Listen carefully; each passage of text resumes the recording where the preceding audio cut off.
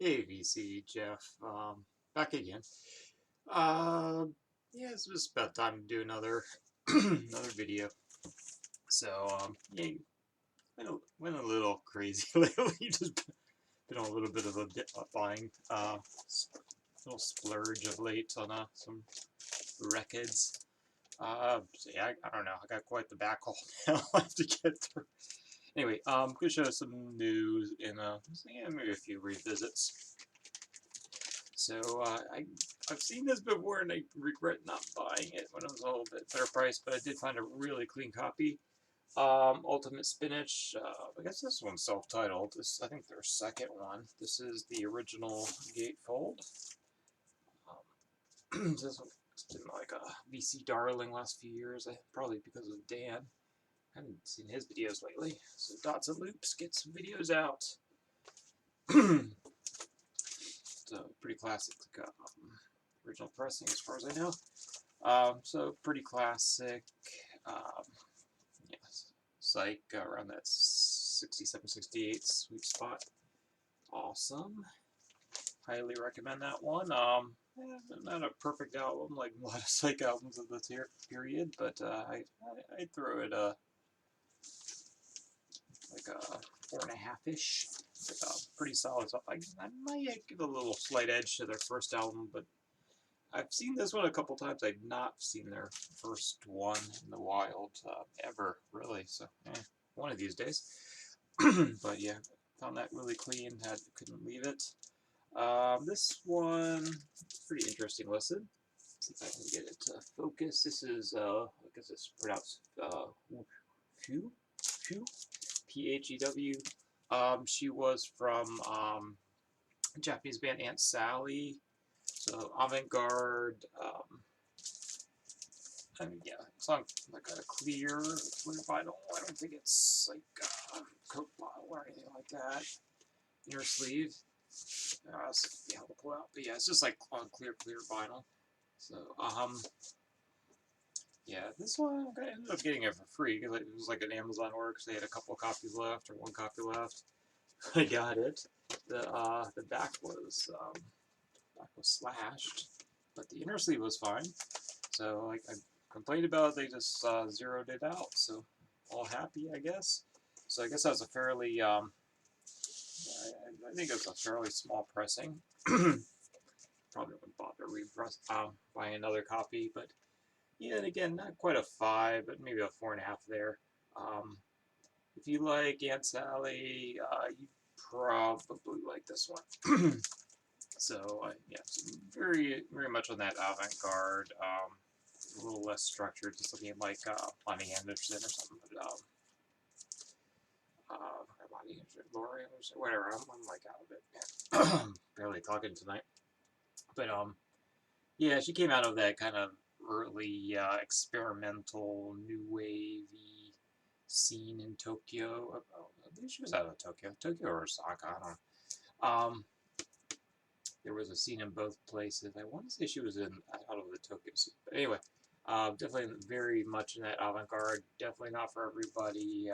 But yeah, worth a stream or so. I might pick up some of her other albums. I don't know. This one, it was just at the time, it was a really good price, but I'm guessing that was why. But I ended up getting it for free, so yeah. But yeah, some of her last release was kind of interesting. And yeah, so I picked this one up a few weeks ago. So Magma, I think this is like their third-ish album. This weekend I actually found an original of this at a pretty reasonable price. But yeah, I just bought this repress for again a pretty reasonable price. Um, yeah, so yeah, I saw an original or an early repress of this. I think it was like $50 in the shop. But yeah, did not have the metallics. That might not have been the original pressing, but like an early pressing. But yeah, so it's I guess you just call it fusion. I found it buried in the jazz section in the shop. So this is the reissue from a couple years ago. They're kind of fusion band out of I think they're out of either Norway or Sweden. I can't remember.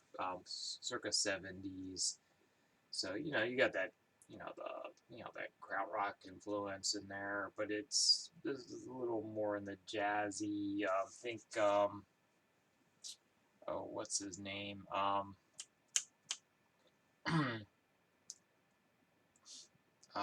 god, I forget what that band's called. But that kind of Hendrixy fusion. Yeah, it falls into that kind of category. Didn't like it as much as I thought I would, but it's still a really good album. Uh, yeah, I'd still give it like 4.5-ish. The way this was getting, I don't know. I heard some people hyping this up. Maybe it wasn't fully in my wheelhouse, but I did enjoy it a lot. So Magnon, I'm gonna try the name there. So maybe I'll try it to see.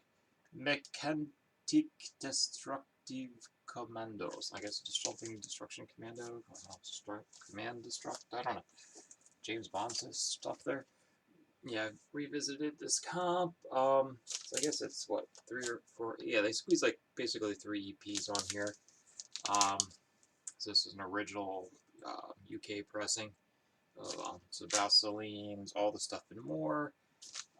Pretty comprehensive. Pretty much, if you find this album's the only one you need. But the Sub Pop one that came out in the, I guess it was late '90s or whatever, it's got a little more material maybe. It's kind of interesting they are able to squeeze this one out. This is probably about 70 minutes. They somehow managed to squeeze it on the album. So, well, it's a very clean pressing. The grooves are really tiny. It does skip quite easily, even on a good turntable. But yeah, highly recommend the Vaselines. Yeah, so mid '80s. I think they were probably active into the early '90s, but definitely more of a late '80s alternative act out of was it Ireland? So that's like a Preston, Ireland or something. I don't know. I found that while I was living in Japan a while back. Revisited this one. Highly recommend this one again. Kit Sebastian. That's not actually their name. It's but yeah, definitely. Like it says on the hype sticker, if you're into like Asumi Tante as a goat, that sort of thing, and if you're into like yeah girl kind of stuff, or Stereolab. If you like Stereolab, you're gonna love this. Kiss the Batch, a little like pop psych, modern. This is, I think they have 2 albums. The one that came after this is quite good too. I think I picked this up early this year, just because I figured it was going to be out of print soon. Harder to get, so I picked up this one, but I think both albums are probably about equally as good. So Kit Sebastian, Mantra, Modern. Um, pretty damn close to a 5 if it's not a 5, so highly recommend that. 4.75, I don't know, something like that. Yeah, again, this is a repress I found lately. Showed this maybe a month ago. After Dinner, this is actually a comp. So they were, again, one of the underground artists from Japan, that early '80s period that was like just really,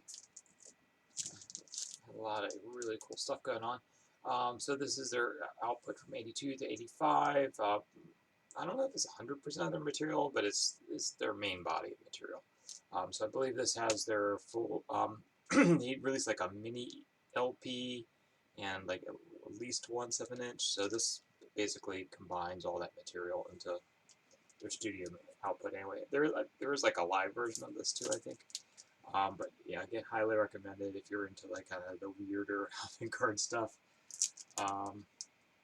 So it's kind of like it's kind of like traditional Japanese music, a little bit of a pop element in there, and then just like crazy avant-garde stuff. So they're all over the place, but they were in that new wave avant-garde punk, early Japanese punk thing when they didn't know what they were doing stage of things. It's very interesting, and that went a completely different direction than UK or US punk for sure.